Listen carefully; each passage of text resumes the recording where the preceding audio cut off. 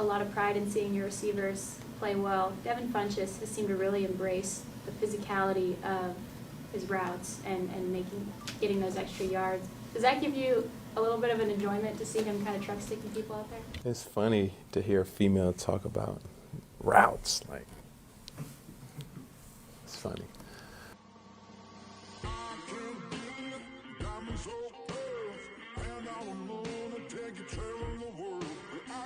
In the early 1970s, Jeannie Morris was an established journalist who was assigned to cover the Minnesota Vikings versus the Chicago Bears. Because she was a woman, she was not permitted in the press box. She reported the game on top of the box outside in a blizzard. She went on to win 12 Emmy Awards. At the age of 20, Boston Globe reporter Leslie Visser was assigned to a New England Patriots game against the Pittsburgh Steelers. When she approached the Steelers quarterback, Terry Bradshaw, for a story, he took her notepad, signed his autograph, and handed it right back to her. Visser later went on to be the 2006 recipient of the Pro Football Hall of Fame's Pete Rozelle Radio Television Award.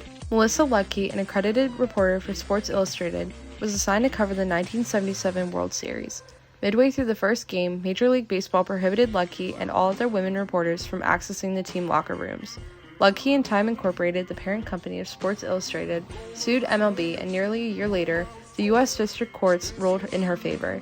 In 2010, Luckey received the Yankee Quill Award, the highest individual honor bestowed on a journalist in New England. Hi, I'm Maddie McLean. I'm a sophomore here at South Carolina. I'm a sport and entertainment management major, and currently I work in the recruiting department with our football team. Hey, my name is Leah Gray. I'm a sophomore here at the University of South Carolina. I'm from Knoxville, Tennessee. I'm a BizCom major, and I'm an intern on the new and creative media team. It's been an incredible experience. It's truly different, kind of being a fan and a consumer on one aspect, going to the games and cheering your favorite teams on, and then getting to be behind the scenes and kind of seeing how the operations and productions, how everything gets on the field and how everything happens. There's teams behind all of that and so much hard work and dedication. So being involved in that kind of just behind the scenes has really made me put things into perspective and allowed me to visualize where I want to go in my future career. So coming in spring 2020 was pretty crazy because we had a lot of the fall sports in the spring as well. So it was very, very busy. I was shooting like 2 to 3 to 4 games a week. So that was really busy, but I enjoyed it. I was doing a lot of softball games, which I enjoy. I would do track meets on the weekends. Something I've learned shooting in the fall is how big football is in just the SEC school in general.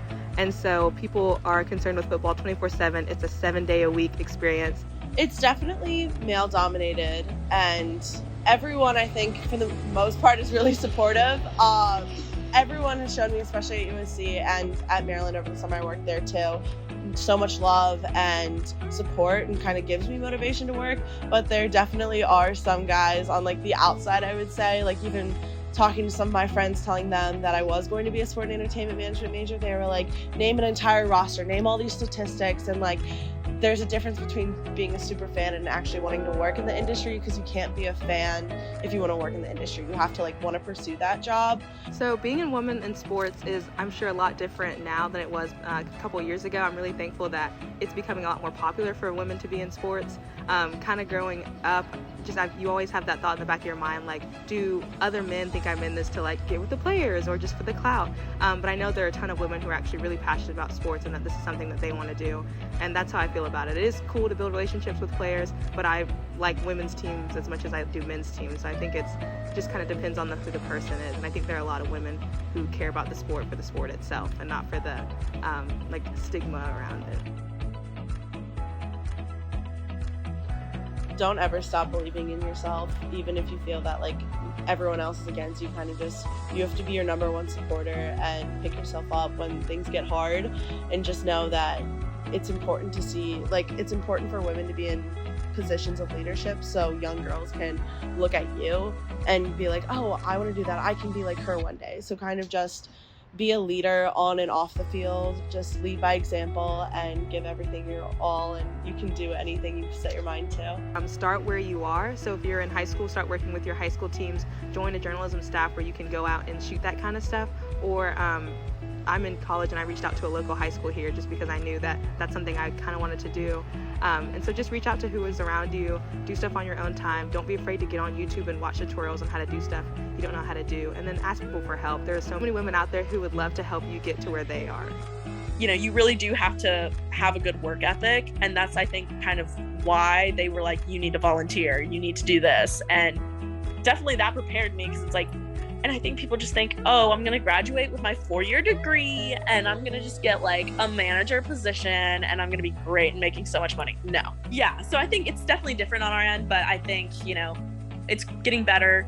We're starting to see some more women in higher positions, especially on my end. I like to be like seeing women of color as well. While it is obvious that there is a far way to go for women working behind the scenes in sports, it is evident that there has been some improvement over the recent years. In my own experience, the University of South Carolina offers a great support system to help women succeed. I can't wait to see what women will accomplish next.